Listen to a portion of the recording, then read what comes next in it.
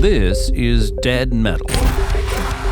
No, not death metal, dead metal. Cars sitting and taking up half of a city, leaving dogs, bikes, carts, and, well, people to cram into these spaces between buildings and the dead metal. Or at least what's left of it. Kind of right under our noses, over the 20th century, we had the largest privatization of the commons happen since the Middle Ages. The normal street in most cities, 80% is for cars, and if you're lucky, 20% is for pedestrians and bicyclists. But if you reprioritize and think if you want to invite more people walking and cycling, give them more space. But how do you do that? Well, in many cases, we can take that public space back. It's public after all, right? I think the really radical idea about what the street could be is enabling it to be a space for user-generated urbanism. It's an unengineering of the street. Who gets to design and produce the public realm in cities? Who gets to build our cities? This is Hard Reset, a series about rebuilding our world from scratch. This is Eva Westermark.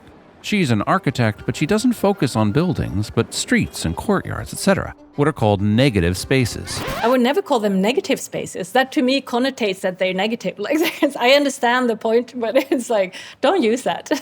Okay, we'll stop. So how do you make the space between buildings more humane? Well, look no further than how Eva and the urban designers at Gell helped New York Department of Transportation transform Times Square back in 2001. At that time, 10% was space for people and 90% was space for cars.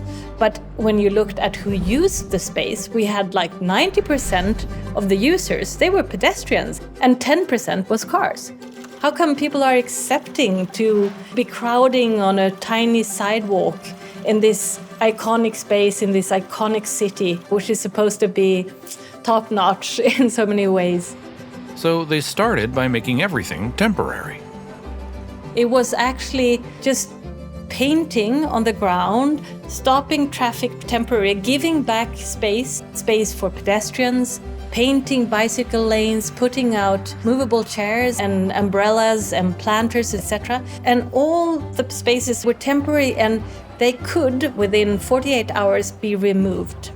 It's like a full-scale experiment that turned out to be a really, really good experiment, and people wanted it. So then it's much, much easier to make it permanent. Which is kind of how the parklet movement started too. We thought there's a possibility here to do something really provocative, actually, that could challenge the idea even of what you do with public space. This is Blaine, Eva's San Francisco-based colleague. Just like Eva made temporary changes to Times Square, Blaine and his buddies discovered back in 2010 that you can do whatever you want in a parking space so long as you keep the meter filled. So they made temporary parks in parking spots. Could we create a public realm that acts as a platform for people's everyday needs and desires that they can bring their creativity to, and to really produce that public realm themselves? When we get into these questions about what the city should look like and what a neighborhood should look like, at the bottom of all of it, the question really to ask is, what is the thing that makes people most happy? And it's having connections and having time. In both of these examples, the real innovation is just user-generated urbanism. That means listening to the people of a city as they tell you what kind of city they want to live in. So what kind of city do people want to live in? Well, it seems to look a lot like Copenhagen. There is space for cars, and there are bicycle lanes and sidewalks and spaces for sidewalks, cafes as well.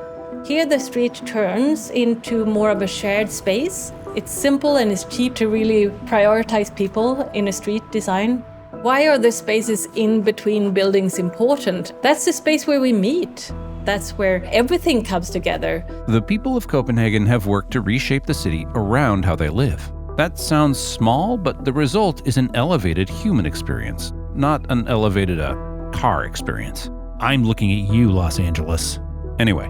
My most beautiful city moments has to do with when that serendipity happens. And it doesn't happen by chance.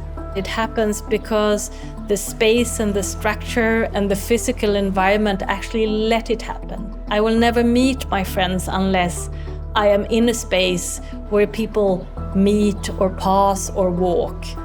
Because I think cities are this beautiful social jewel if they work well. There's so much about a city like Copenhagen that I want to bring back to the United States. And one of the things is actually just a lack of preciousness.